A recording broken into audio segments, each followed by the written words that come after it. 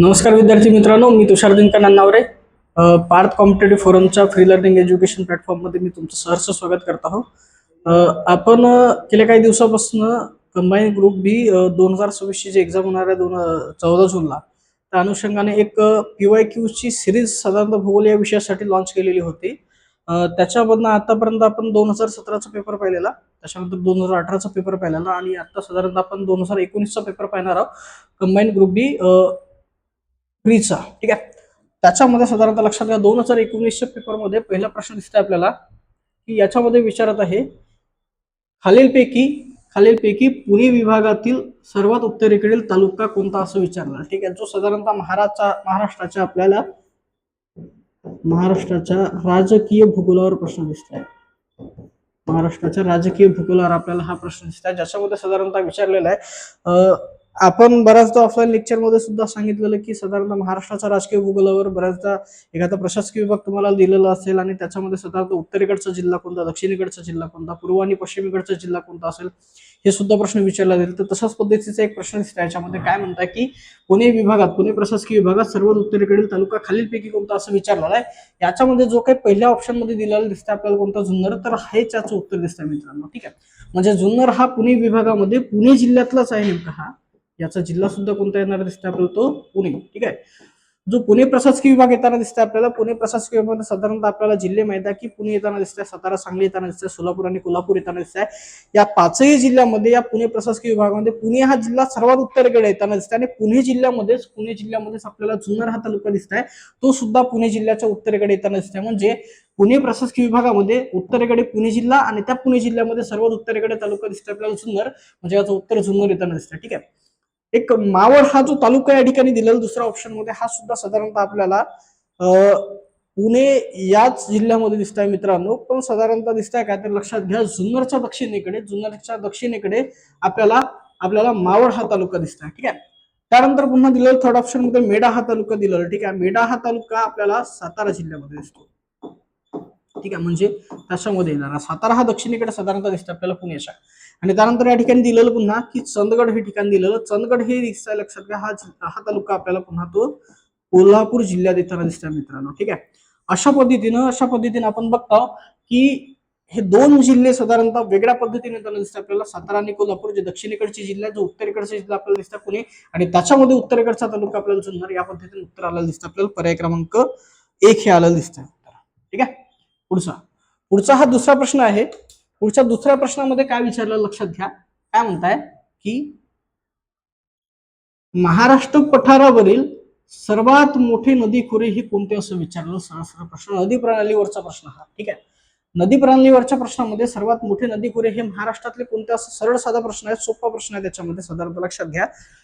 पण पहिल्यांदा ठीक आहे, याच्यामध्ये जे काय ऑप्शन दिलेलं त्याच्यामध्ये पहिले दिलेलं तापी पूर्णा नदी खोरे दिलेलं. ठीक आहे. आता हे जे तापी पूर्णा नदी खोरे आहेत, तापी पूर्णा नदी खोरे, पहिल्यांदा मी तुम्हाला सगळ्या नदी खोऱ्यातील महाराष्ट्राच्या नदी खोऱ्याचे एकदा मी क्षेत्रफळ सांगतो. त्याच्यामध्ये पहिल्यांदा लक्षात घ्या, महाराष्ट्रामध्ये सर्वात मोठे नदी खोरे दिसते आपल्याला हे गोदावरी. ठीक आहे ना. जे आता बोललो मी त्याच्यावरून सर्वात मोठे नदी खोरे दिसते आपल्याला गोदावरी, हे उत्तर आलं आपल्या ठिकाणी. ठीक आहे. पण गोदावरी नदी खोऱ्याचं क्षेत्रफळ नेमकं किती, तर ही किती आहे तर लक्षात घ्या, 1,52,199 स्क्वेअर किलोमीटर इतकं आहे. ठीक आहे. त्यानंतर दुसरा नदी खोरे येताना दिसतं आपल्याला भीमा. ठीक आहे. आणि भीमा नदी खोरे दिसते आपल्याला साधारणतः लक्षात घ्या, त्याचं क्षेत्रफळ 1,84,000 स्क्वेअर किलोमीटर इतकं दिसतं मित्रांनो. ठीक आहे. त्यानंतर येताना दिसतं आपल्याला काय तर मग येताना दिसतं आपल्याला तापी नदी खोरे येताना दिसतं. ठीक आहे.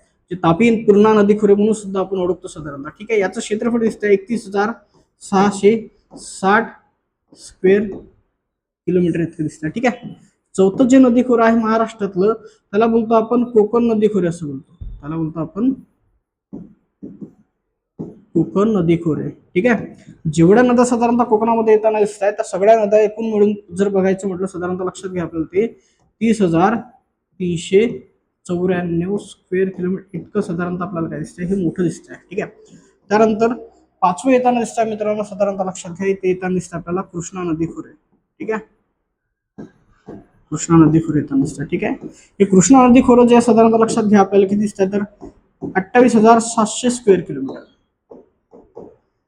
ठीक आहे. आणि पुढे दिसतं आपल्याला 6व्या क्रमांक दिसतं आपल्याला काय तर सर्वात छोटं असं नर्मदा नदी खोरे दिसतं. आणि नर्मदा नदी खोरे साधारणतः लक्षात घ्या महाराष्ट्रामध्ये आपल्याला 7055 स्क्वेअर किलोमीटर इतकं साधारणतः लक्षात घ्या आपल्याला इतकं दिसतं. ठीक आहे. हे सगळे महाराष्ट्रातील नदी खोरे झाले आणि यांची सगळ्यांची काय झाली इथे हे स्क्वेअर किलोमीटर मध्ये साधारणतः क्षेत्रफळ झालं दिसतं. याच्यामध्ये सर्वात मोठं दिसतं आपल्याला हे गोदावरी नदी खोरे दिसतं. साधारणतः लक्षात घ्या या गोदावरी नदी खोऱ्याने महाराष्ट्राचं एकूण साधारणतः आपल्याला दिसतंय की 49.5% इतका भाग आपल्याला किती महाराष्ट्राचा संपूर्ण महाराष्ट्राचा साधारणतः विचार करतो म्हटलं तर जवळजवळ अर्धा भाग साधारणतः कोण व्यापलेला हा गोदावरी नदी खोऱ्याने आपल्याला दिसत आहे. ठीक आहे. उत्तर आलेलं आपल्या ठिकाणी गोदावरी नदी खोरे. ठीक आहे. इथपर्यंत आपल्याला काय दिसते हे दुसऱ्या प्रश्नाबद्दलचं साधारण अनालिसिस आपल्याला दिसते. ठीक आहे. त्यानंतर पुढचा प्रश्न येताना दिसतो आपल्याला तो तिसरा प्रश्न आहे. काय म्हणते लक्षात घ्या सोपा प्रश्न आहे महाराष्ट्राच्या प्राकृतिक विभागावरचा प्रश्न आहे. ठीक आहे. महाराष्ट्र पठाराची पूर्व पश्चिम लांबी किती असं विचारलं. ठीक आहे. साधारणतः महाराष्ट्र पठार बघा लक्षात घ्या काय बोलतोय आणखी एकदा महाराष्ट्र पठारच विचारलेलं. ठीक आहे ना महाराष्ट्राची विचारलेलं नाही. ठीक आहे. तर महाराष्ट्राची पूर्व पश्चिम लांबी विचारली असते तर आपण साधारणतः उत्तर दिलं असतं 800 किलोमीटर असं दिलं असते हे. पण हे महाराष्ट्र पठाराची विचारलेलं. ठीक आहे ना महाराष्ट्र पठाराचं साधारणतः लक्षात घ्या आपल्याला दिसतं तो सह्याद्रीचा जो साधारणतः आपल्याला पूर्वेकडचा उतरणीचा भाग दिसतोय म्हणजे आपण त्याला काय बोलू आपण सह्याद्रीचा पूर्व पायथा.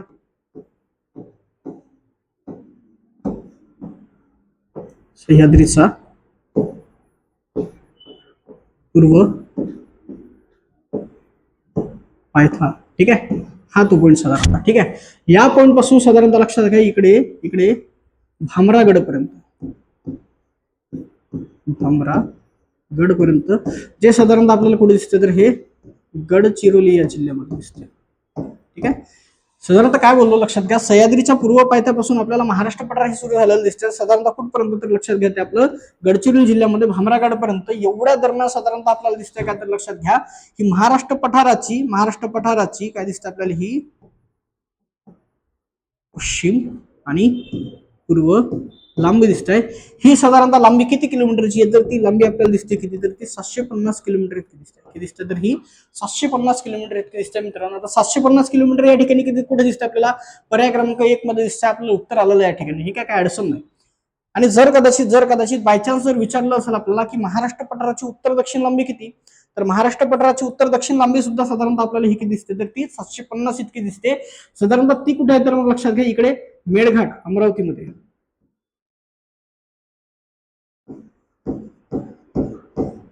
कुठे तर अमरावती जिल्ह्यात मेळघाट पासून तर दक्षिणेकडे कुठपर्यंत लक्षात घ्या मित्रांनो चंदगड पर्यंत. जो चंदगडचा भाग आपल्याला दिसतोय कुठपर्यंत हा कोल्हापूर पर्यंत दिसत आहे. या दरम्यान लक्षात घ्या या दरम्यान साधारणतः मेळघाट पासून अमरावती जिल्ह्यातील मेळघाट पासून तर चंदगड पर्यंत कोल्हापूर जिल्ह्यामध्ये साधारणतः एकूण 750 किलोमीटर अशी उत्तर दक्षिण लांबी सुद्धा आपल्याला दिसते महाराष्ट्र पठाराची. ठीक आहे. पण आपल्याला पूर्व पश्चिम विचारले होते उत्तर दिसतं आपल्याला पर्याय क्रमांक 1 मध्ये असं दिसतंय. ठीक आहे. त्यानंतर पुढे चौथा प्रश्न दिलेला आपल्याला हा कशासाठी दिला तर आपल्याला तो जोडा लावासाठी दिलेला आहे. हा दिसतोय आपल्याला भारताच्या पशुधनावरचा प्रश्न आहे आपल्याला. ठीक आहे ना एकदम सोपा प्रश्न काय कठीण नाही याच्यामध्ये. ठीक आहे ना एका ऑप्शन मध्ये काय दिलेलं तर प्राणी दिलेले सगळे आणि दुसऱ्या एका कॉलम मध्ये प्राणी दिलेले सगळे आणि दुसऱ्या कॉलम मध्ये साधारणतः लक्षात घ्या आपल्याला पूर्णपणे हे कुठले फेमस आहेत ते साधारणतः दिलेले. ठीक आहे. म्हणजे यांची जी ब्रीड आहे ते दिलेलं. ठीक आहे ना. आता गायींच्या बाबतीत साधारणतः जर विचार करतो म्हटलं तर गायी दिसते आपल्याला कोणती गायीची जात दिसते आपल्याला ही गीर ही जात दिसते आपल्याला गायीची. ठीक आहे. त्यानंतर म्हशीची जात आहे तर कोणती आहे तर ही मेहसाणा ही आहे. ठीक आहे. या दोन्ही साधारणतः लक्षात घ्या गायीची आपल्याला दिसतंय गीर दिसतंय आणि म्हशीची दिसते आपल्याला मेहसाणा दिसतंय. या दोन्ही साधारणतः येताना कुठे दिसते आपल्याला हे गुजरातमध्ये येताना दिसतंय. कुठे येताना दिसते आपल्याला ते गुजरातमध्ये.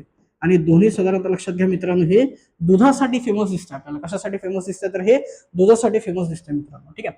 त्यानंतर पुढे दिसते आपल्याला काय दिसतंय शेळीची जात कोणती आहे तर ती आपली ही दिसते आपल्याला जमनापुरी दिसते. ठीक आहे. जी साधारणतः फेमस कुठली आहे तर ही युपी मध्ये.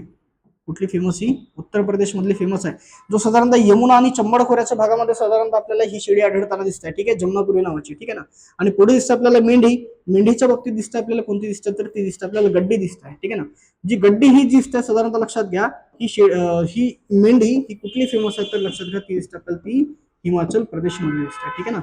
अशा पद्धतीने या जोड्या लागताना दिसते आपल्याला काय लागताना दिसतंय 2 1 4 आणि 3. ठीक आहे. 2 1 4 आणि 3 आपलं ऑप्शन मध्ये कुठे दिसतं आपल्याला तर ते या ठिकाणी दिसतं पर्याय क्रमांक 3 मध्ये दिसतं. ठीक आहे ना. म्हणजे याचं उत्तर आलेलं दिसतं आपल्याला मित्रांनो पर्याय क्रमांक 3 आलेलं दिसतं. ठीक आहे ना. काय अडचण नाही. पुढे पाचवा प्रश्न आहे. पाचवा प्रश्न काय म्हणताय पुन्हा हा जोड्या लावासाठीच आहे, ठीक आहे ना, जोड्या लावासाठीच प्रश्न दिलेला आहे. याच्यामध्ये काय दिलेलं आहे, एका बाजूला एका कॉलम मध्ये प्रदेश दिलेला, तर दुसऱ्या बाजूला स्थलांतरित शेतीचे नाव दिलेले आहे. 2018च्या क्वेश्चन पेपर मध्ये सुद्धा असाच काही क्वेश्चन होता, ज्या बाबतीत स्थलांतरित शेती दिलेल्या होत्या एका बाजूला आणि एका बाजूला देश दिलेले होते, त्या सुद्धा पाहिलेल्या होत्या आपण जोड्या. आणि याच्यामध्ये सेम तसंच काही दिलेलं, पण इथे राज्य दिलेलं आहे, ठीक आहे ना.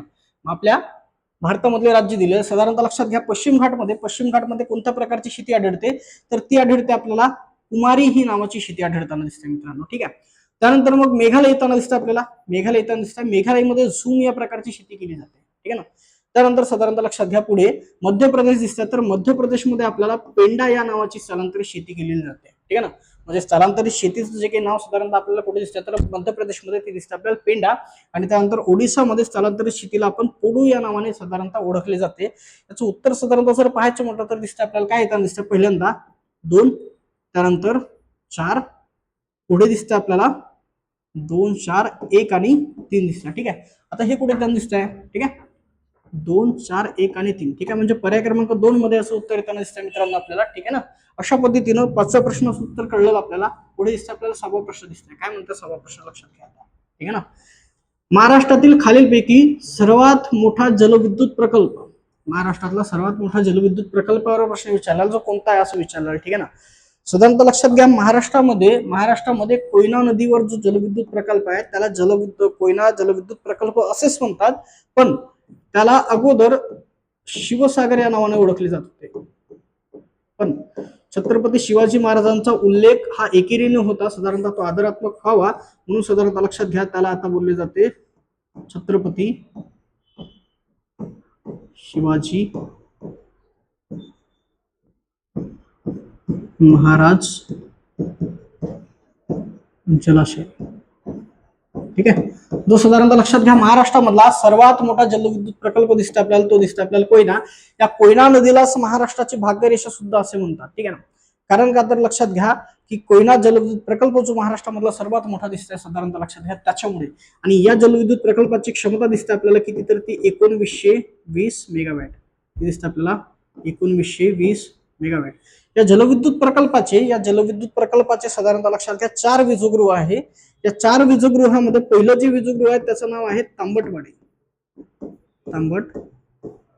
ठीक आहे. ज्याची क्षमता, ज्या वीजगृहाची क्षमता 1000 मेगावॅट इतकी आपल्याला साधारणतः दिसते मित्रांनो, ठीक आहे. पुढे साधारणतः दिसत आहे दुसरं जे आहे ते दिसतं आपल्याला कोणतं, तर ते आहे पोफळी. या पोफळी जलविद्युत जे वीजगृह आहे कोयनाचं, पोफळी वीजगृह आहे, त्याची क्षमता दिसते आपल्याला, ती आहे 560 मेगावॅट इतकी आहे, ठीक आहे. त्यानंतर तिसरं एक पुन्हा वीजगृह दिसत आहे, त्याचं नाव दिसतं आपल्याला अलोले, ठीक आहे. या अलोले या वीजगृहाची क्षमता आपल्याला दिसते किती, तर ती 320 मेगावॅट इतकी दिसते मित्रांनो, ठीक आहे. आणि पुढे चौथं जे वीजगृह आहे, जे कोयना जलविद्युत केंद्राच्या अंतर्गत येताना दिसते आपल्याला, त्याचं नाव दिसतं आपल्याला ते धरणपायथा. या धरणपायथा या धरणपायथा वीजगृहाची क्षमता आपल्याला दिसते ती 40 मेगावॅट इतकी दिसते, ठीक आहे ना. अशा पद्धतीने एकूण टोटल जर या वीजगृहांची क्षमता जर टोटल केली तर साधारणतः ते होताना दिसते आपल्याला 1920 मेगावॅट. काही ठिकाणी साधारणतः 1960 मेगावॅट इतकी सुद्धा सांगितलेली याची क्षमता, पण लक्षात घ्या हे जे दिसतं आपल्याला 1920 मेगावॅट साधारणतः हे बरोबर दिसतं आपल्याला, ठीक आहे ना. त्यानंतर याच्यामध्ये पुन्हा आणखी लेक टॅपिंगचे प्रयोग सुद्धा झालेले आहेत. या कोयना जलाशयामध्ये महाराष्ट्रामध्ये आपल्याला लेक टॅपिंगचे प्रयोग सुद्धा झालेले दिसते. हे लेक टॅपिंगचे प्रयोग जे साधारणतः लक्षात घ्या, जो पहिला झाला होता तो झालेला होता 1999 मध्ये झालेला होता, आणि जो दुसरा झालेला होता तो 2012 मध्ये साधारणतः झालेला होता मित्रांनो, ठीक आहे. असे हे लेक टॅपिंगचे प्रयोग सुद्धा आपल्याला हे कोयना जलविद्युत केंद्राच्या अंतर्गत होताना दिसतात, ठीक आहे. आणि याच्यामध्ये जे काही पहिलं दिलेलं आहे, पहिलं ऑप्शन दिलेलं खोपोली, हे महाराष्ट्रातलं पहिलं जलविद्युत केंद्र आहे. हे दिसतं आपल्याला महाराष्ट्रातलं पहिलं जलविद्युत केंद्र, जे साधारणतः 1915 मध्ये उभारण्यात आलं होतं, जे 1915 मध्ये उभारण्यात आलं होतं साधारणतः. अशी ही सगळी या प्रश्नाबद्दलची आपल्याला माहिती दिसते, अनालिसिस दिसतं, ठीक आहे. पुढचा प्रश्न दिसतो आपल्याला 7वा प्रश्न दिसतो, ठीक आहे ना. 7वा प्रश्न काय म्हणता लक्षात घ्या आता, की महाराष्ट्रातील खालील पर्वत रांगांचा क्रम उत्तरेकडून दक्षिणेकडे लावायचा, ठीक आहे. म्हणजे वरून खाली लावायचा, ठीक आहे ना. महाराष्ट्रामध्ये साधारणतः लक्षात घ्या या जे साधारणतः रांगा दिलेल्या आहे याच्यामध्ये ही दिसते आपल्याला, दिसतंय काय तर ही सातमाळा डोंगर रांग. त्यानंतर ही दिसते आपल्याला काय दिसतंय तर ही अजिंठा डोंगर रांग. पुढे दिसतं आपल्याला ही दिसतं हरिश्चंद्र, ही दिसतं आपल्याला बालाघाट डोंगर रांग. त्यानंतर ही शंभू आणि ही दिसतं आपल्याला महादेव. एकदा मी इथे नाव लिहून घेतो, हे दिसतं आपल्याला सातमाळा. त्यानंतर हे दिसतं आपल्याला अजिंठा, ही आहे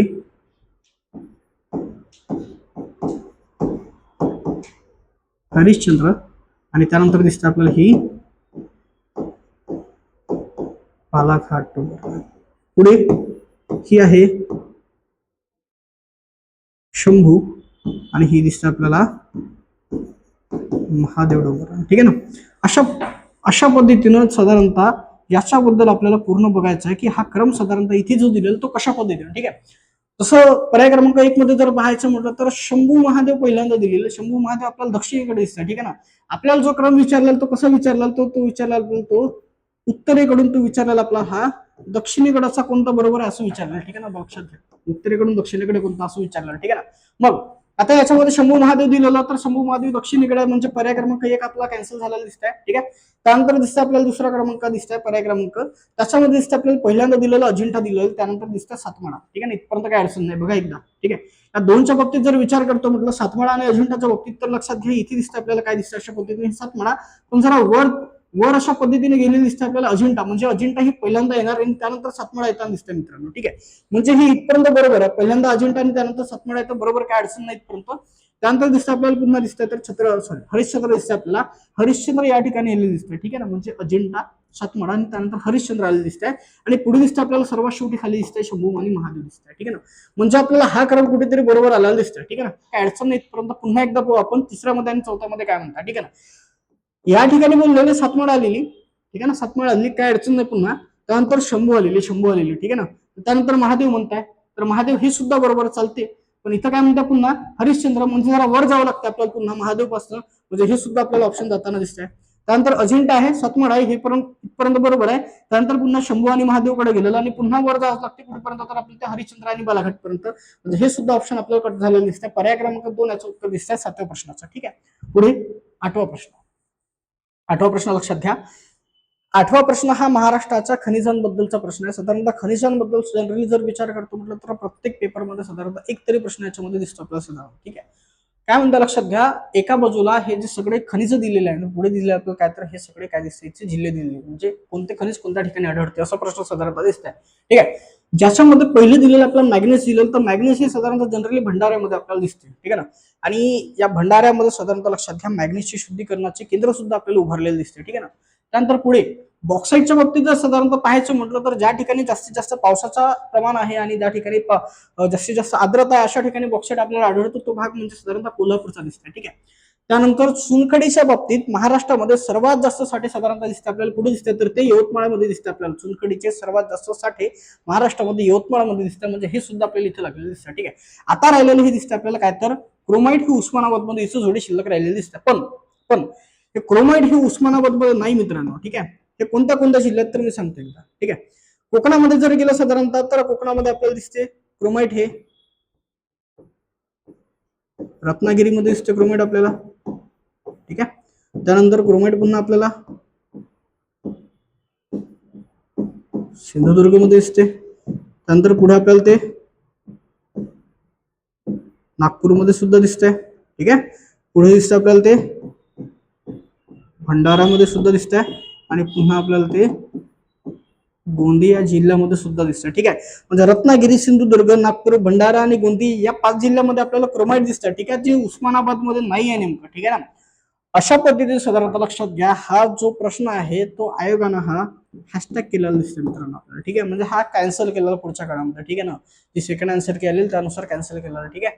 तर या पद्धतीने मॅग्नीज, भंडारा, बॉक्साईट, कोल्हापूर आणि चुनखडी ही यवतमाळ हे 3 जोड्या बरोबर, पण ही साधारणतः जोडी आपल्याला चुकली दिसते. क्वेश्चन कॅन्सल दिसते आपल्याला. ठीक आहे ना.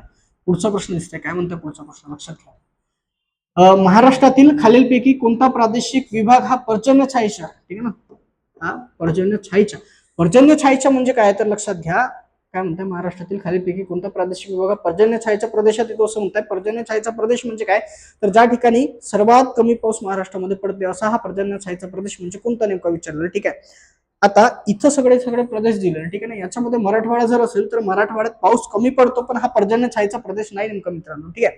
पुढे विदर्भात जर जनरली जर पाहायचं म्हटलं तर आपल्याला कोकणानंतर सर्वात जास्त पाऊस हा विदर्भामध्ये पडायला दिसतो.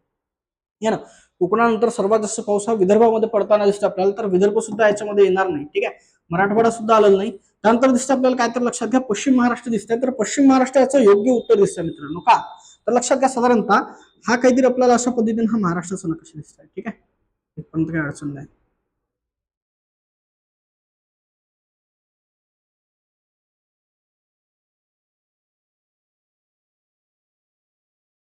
हा साधारणतः आपल्याला महाराष्ट्राचा नकाशा दिसत आहे.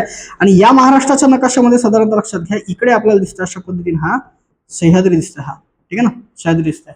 जे वारे साधारणतः लक्षात घ्या आपल्याला महाराष्ट्रामध्ये येताना दिसतंय, हे महाराष्ट्रामध्ये आल्यानंतर या सह्याद्रीच्या भागामध्ये मोठ्या प्रमाणात आढळले जातात. पण हे वारे जेव्हा साधारणतः लक्षात घ्या हा सह्याद्री क्रॉस करून जेव्हा पठारावर येतात, ठीक आहे ना, पठारावर जेव्हा येतात सह्याद्री क्रॉस करून साधारणतः लक्षात घ्या या भागामध्ये, इतक्या भागामध्ये यांची बाष्पधारक शक्ती जी आहे साधारणतः लक्षात घ्या ती साधारणतः लक्षात घ्या वाढते. आणि वाढल्यानंतर इथे पावसाचं प्रमाण म्हणजे साधारणतः लक्षात घ्या इथे पर्जन्याचं प्रमाण जे आहे, पर्जन्याचे प्रमाण हे अत्यंत काय होऊन जाते मित्रांनो, हे नेमके हे इथे कमी होताना दिसतं. पर्जन्याचं प्रमाण एकदम कमी होताना दिसत आहे. म्हणून पर्जन्याचं प्रमाण या ठिकाणी कमी आहे. हाच प्रदेश म्हणजे कोणता प्रदेश, तर तो आपला हा पश्चिम महाराष्ट्राचा प्रदेश. याच पश्चिम महाराष्ट्रामध्ये साधारणतः पुणे आहे, सातारा आहे, सोलापूर आहे, सांगली आहे, कोल्हापूर हे सगळे जिल्हे येताना दिसतात आपल्याला. ठीक आहे, नाशिक आहे, अहमदनगर पुन्हा आणखी. ठीक आहे ना, त्या भागामध्ये आपल्याला पर्जन्याचं प्रमाण अत्यंत कमी दिसतं. म्हणजे पर्जन्य छायेचा प्रदेश कोणता असेल तर तो आपल्याला दिसतो तो पश्चिम महाराष्ट्र, ज्या ठिकाणी पावसाचं प्रमाण अत्यंत कमी आहे. कोकणामध्ये साधारणतः लक्षात घ्या महाराष्ट्रामध्ये सर्वात जास्त पाऊस पडताना दिसतंय. ठीक आहे, म्हणजे हे सुद्धा आपल्याला याच्यामध्ये येत नाही. ठीक आहे ना, विदर्भामध्ये हे दुसऱ्या क्रमांकाचं ठिकाण दिसतं आपल्याला पाऊस पडायचं, हे सुद्धा येत नाही. तिसरं आणि दिसतं आपल्याला कोणतं, मराठवाडा. सर्वात कमी पाऊस पडताना दिसतं आपल्याला ते पश्चिम महाराष्ट्रामध्ये. ठीक आहे, अशा पद्धतीने उत्तर आलं दिसतं आपल्याला 9व्या प्रश्नाचं हे पर्याय क्रमांक 3. ठीक आहे ना, पुढचा प्रश्न दिसतो आपल्याला जो जोड्या लावासाठी आहे. आणि साधारणतः हा दिसतो आपल्याला जलविद्युत केंद्रांबद्दल दिसतं. ठीक आहे ना, आणि त्यांच्या जिल्ह्याबद्दल दिसतं. ठीक आहे, एका बाजूला जलविद्युत केंद्र दिलेलं आहे, दुसऱ्या बाजूला जिल्हे दिलेले. त्याच्यामध्ये दिसतं पहिलं दिसतं भिरा हे दिसतं. ठीक आहे, भिरा साधारणतः जर पाहायचं म्हटलं तर दिसतं आपल्याला ते रायगडमध्ये दिसतं. ठीक आहे, रायगडमध्ये दिसतं, काय अडचण नाही इथपर्यंत. पुढे दिसतं वीर हे दिसतं, वीर दिसतं आपल्याला कुठे दिसतं तर ते पुण्यामध्ये दिसतं. आणि भंडारदरा दिसतं आपल्याला कुठे तर हे अहमदनगरमध्ये. उजनी आहे सोलापूरमध्ये. ठीक आहे ना, अशा पद्धतीने जोड्या लागलेल्या दिसतं मित्रांनो. ठीक आहे, आता एकदा मी पुन्हा पुन्हा काय लक्षात घ्या इथपर्यंत जोड्या लागलेल्या दिसतं आपल्याला काय, तर भिरा रायगड, वीर हे पुणे, त्यानंतर भंडारदरा अहमदनगर 1, उजनी दिसतं आपल्याला सोलापूरमध्ये. ठीक आहे, म्हणजे उत्तर दिसतं आपल्याला काय 2, त्यानंतर पुढे 4, 1 आणि 3. ठीक आहे ना, 2, 4, 1 आणि 3, 2, 4, 1 आणि 3. ठीक आहे, पर्याय क्रमांक 2 याचं उत्तर दिसतं मित्रांनो. ठीक आहे, इथपर्यंत काय अडचण नाही. ठीक आहे, पण ह्या जे सगळे जलविद्युत केंद्र दिसतं आपल्याला हे कोणत्या कोणत्या नदीवर आहे ते एकदा या बाजूला लिहून देतो मी.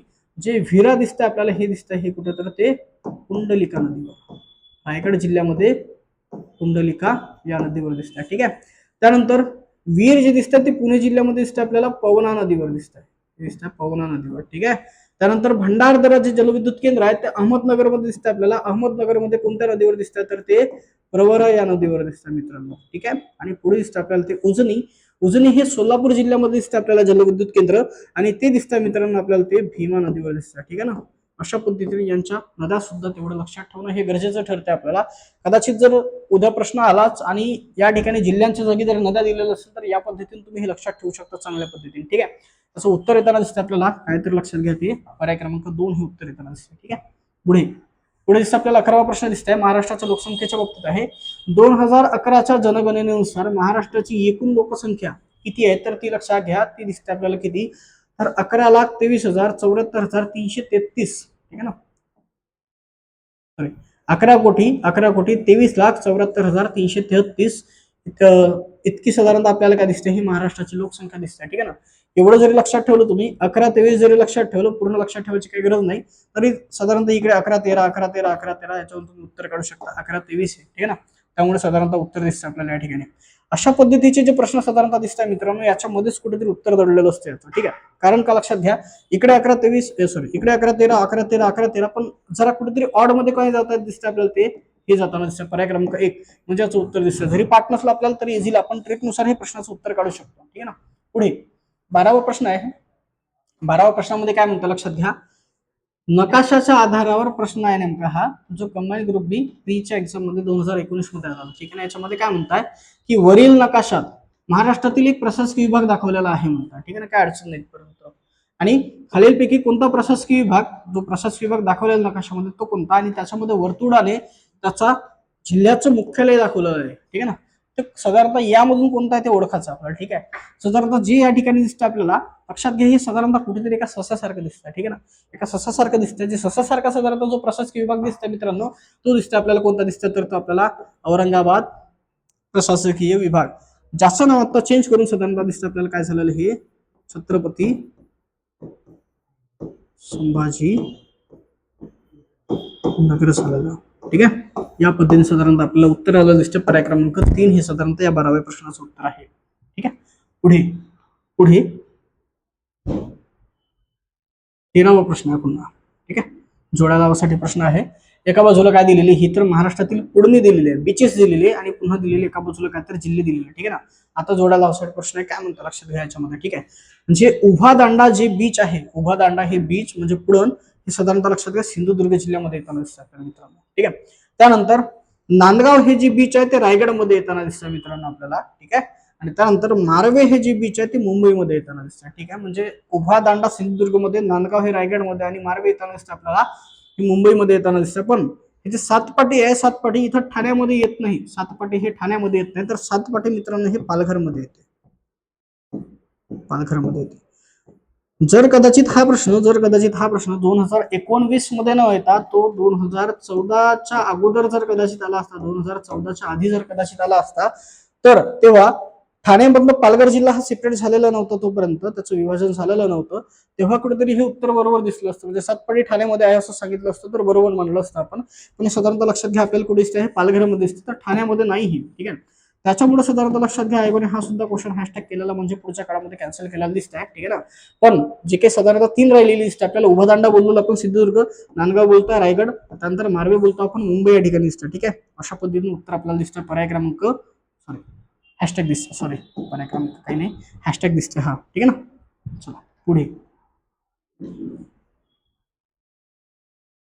पुढे काय म्हणताय.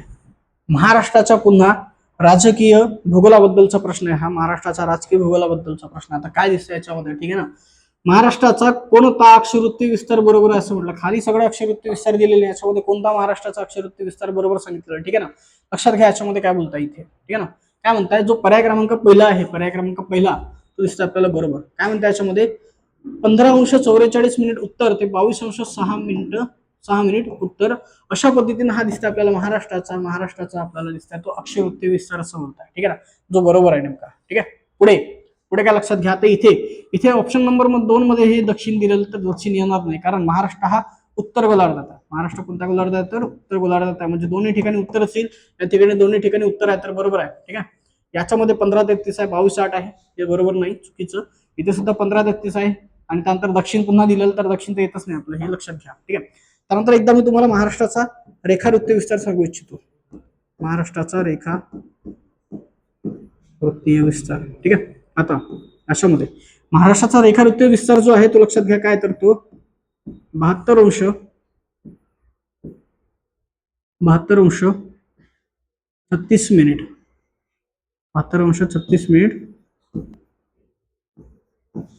पूर्व ते 80:54 पूर्व रेखांश असं दिसतं मित्रांनो. ठीक आहे, या पद्धतीने आपण अक्षरवृत्ती आणि रेखावृत्ती विस्तार दोन्ही पाहिलेले. उत्तर येता पर्याय क्रमांक एक येताना दिसतो आपल्याला. ठीक आहे, पुढे पुढे शेवटचा प्रश्न दिसत आहे, जो 2019च्या प्री एक्झामचा दिसतोय आपल्याला. ठीक आहे ना, ग्रुप बी प्री एक्झामचा दिसतोय. ठीक आहे, याच्यामध्ये काय म्हणताय की महाराष्ट्रातील खालीलपैकी कोणती नदी ही खचदरीतून वाहते असं म्हटलं जातं. ठीक आहे ना, आता खचदरीचा भाग म्हणजे नेमका काय लक्षात घ्या, की महाराष्ट्र पठाराचा जो काही उत्तर दिसतोय साधारणतः लक्षात घ्या, तो आपल्याला या पद्धतीने दिसतंय. या पद्धतीने म्हणजे साधारणतः लक्षात घ्या, तो आपल्याला आग्नेयेकडे दिसतोय. आपल्याला तो आग्नेयेकडे दिसतोय. ठीक आहे, पण महाराष्ट्राच्या उत्तरेकडून एक नदी साधारणतः लक्षात घ्या, अशा पद्धतीने येऊन ही इकडे वाहताना दिसतंय. ठीक आहे, इकडे वाहताना दिसतंय, म्हणजे थोडक्यात तिच्या एक थोडं खाली घेतो मी, इकडे असा साधारणतः हा उतार दिसतो आपल्याला महाराष्ट्र पठाराचा, जो जनरली महाराष्ट्रामधल्या बाकीच्या नद्या दिसतात ते आग्नेयेकडे साधारणतः किंवा पूर्वेकडे वाहताना दिसतात, ज्याच्यामध्ये गोदावरी आहे, कृष्णा आहे, आणि सॉरी गोदावरी आहे, भीमा आहे, कृष्णा दिसतं आपल्याला. ठीक आहे ना, पण तो साधारणतः लक्षात घ्या, महाराष्ट्राच्या उत्तरेकडे एक नदी दिसते, ती या पद्धतीने साधारणतः लक्षात घ्या, हे इकडे वाहताना दिसतं आपल्याला. ती साधारणतः कुठे वाहताना दिसते, तर पश्चिमेकडे वाहताना दिसते. ठीक आहे, ती पश्चिमेकडे साधारणतः वाहताना दिसते मित्रांनो आपल्याला, ठीक आहे ना. आता याच्यामध्ये साधारणतः लक्षात घ्या, याच नदीची एक नदी पुन्हा आपल्याला दिसते की अशा पद्धतीने येऊन इकडे येऊन मिळताना दिसते आपल्याला, ठीक आहे, जी पूर्ण नदी आहे. त्यानंतर याच नदीची एक उपनदी दिसते पुन्हा आपल्याला या पद्धतीने येऊन मिळताना दिसते, ठीक आहे. जी नदी साधारणतः लक्षात घ्या, ज्या नद्या त्या उत्तरेकडे वाहताना दिसते पुन्हा, सर्वसाधारण त्यांचा जो दिसते आपल्याला तो, ठीक आहे, जिच्या उपनद्यांचा जो काही फ्लो दिसते साधारणतः तो उत्तरेकडे दिसते, ठीक आहे, या पद्धतीनं. आणि या पुन्हा आणखी इकडे त्या नद्या अशा साधारणतः हे नदी खोरं दिसत आहे, ठीक आहे. ही जी नदी मेन जो फ्लो आहे इथे, मेन जो फ्लो दिसतो आपल्याला तो दिसतो आपल्याला कोणता, तर हा मेन फ्लो दिसतो आपल्याला तो तापी, हा दिसतो आपल्याला पूर्णा, आणि हा दिसतो आपल्याला पुन्हा कोणता दिसतो, हा जो मेन फ्लो दिसतो इथे हा तो दिसतो आपल्याला गिरणा, ठीक आहे. आणि पुन्हा या नदीला पुन्हा आणखी काही अशा नद्या मिळताना दिसत आहे, ठीक आहे ना, काय अडचण नाही इथे सुद्धा. म्हणजे काय दिसतंय लक्षात घ्या, हा जो मेन फ्लो आहे, हा जो मेन फ्लो लक्षात घ्या, हा मेन फ्लो तो काय दिसतंय, त्याच्यामध्ये पूर्णपणे या पद्धतीने नद्या येऊन मिळताना दिसते आपल्याला, ठीक आहे ना, पूर्णपणे नद्या येऊन मिळताना दिसते, ठीक आहे. आणि इकडे साधारणतः आपल्याला दिसतंय काय, तर इकडे हा सातपुडा पर्वतरांग दिसतंय, ठीक आहे, सातपुडा पर्वतरांग आहे. इकडे पुन्हा आपल्याला काय तर सातमाळा आणि अजिंठा डोंगररांग सुद्धा दिसतंय, ठीक आहे. सोबतच ही जी तापी नदी आहे, सोबतच ही तापी नदी या भागामध्ये जनरली या भागामध्ये एका खिंडीतून प्रवास करते साधारणतः. ती जी खिंड दिसते आपल्याला काय तर लक्षात घ्या, त्या खिंडीचं नाव आहे बुऱ्हाणपूरची खिंड. ती खिंड आहे ती बुऱ्हाणपूरची खिंड, ठीक आहे ना. अशा पद्धतीनं लक्षात घ्या, एका खिंडीतून प्रवास करते म्हणजे एका खचदरीतून प्रवास करताना दिसते. खिंडीतून प्रवास करते म्हणजे खचदरीतून प्रवास करते. सोबतच या ठिकाणी हा भाग जो आहे नेमका, हा खचलेला भाग आहे नेमका, ठीक आहे ना. हा भाग पूर्णपणे खचलेला दिसते साधारणतः लक्षात घ्या. म्हणजे महाराष्ट्रामध्ये एकच नदी दिसते, जी कोणती नदी, तर ती तापी नदी. कोणती नदी, तर ती तापी नदी. ही काय दिसते आपल्याला, ती खचदरीतून प्रवास करताना दिसते. अशा पद्धतीने उत्तर आलेलं दिसतं का, तर पर्याय क्रमांक 4 आलेलं दिसतं, ठीक आहे. अशा पद्धतीनं जी काही कंबाईन ग्रुप बी प्री 2019 ची एक्झाम साधारणतः होती, त्याचे 15 प्रश्नाचं आपण अनालिसिस केलं, ठीक आहे. सगळे प्रश्न सोपे होते कम्पेअरमध्ये 2018च्या क्वेश्चन पेपरच्या, ठीक आहे ना. त्या परीक्षेच्या कम्पेअरमध्ये साधारणतः हे प्रश्न सोपे दिसते आपल्याला, ठीक आहे. इझिली सॉल्व्ह करता आले, इझिली अनालिसिस आपल्याला झालेलं दिसतं या ठिकाणी, ठीक आहे ना. या गोष्टीचा नक्कीच फायदा आपल्याला 14 जूनच्या पेपरमध्ये होईल, ठीक आहे ना. जर चांगल्या पद्धतीने आपण जर हे सगळे अनालिसिस पाहिले आणि प्रत्येक गोष्टीमध्ये जर आपण त्या गोष्टी फॉलो केल्या, तर इझिली आपल्याला मार्क भेटू शकते भूगोलामध्ये.